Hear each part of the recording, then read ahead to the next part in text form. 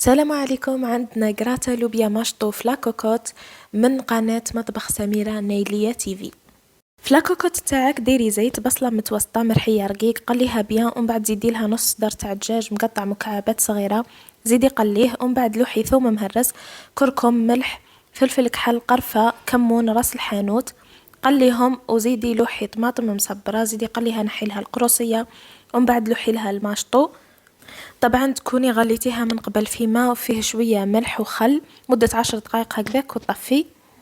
كي تزيدي الماشطو قليها بيان، ومن بعد مرقي بزوج كيسان تاع ماء ولا بالك ما يلحقوش، المهم يكون ماء سخون، وقفلي عليها حتى نطيب. بعد ما تطيب لك وتتجمر لاصوص، زيدي لها بطاطا مقلية تعد مقطعة مكعبات صغيرة، زيدي لها كزبر مقطع وفرماج مبشور، خلطيهم كامل مع بعضاهم، ومن بعد ذري فرماج مبشور من الفوق وغطيها على نار هادية حتى يذوب. جات بنينة ما شاء الله. شكرا لصاحبة الوصفة، بإذن الله نتلاقاو في فيديو أخرى. استودعتكم الله.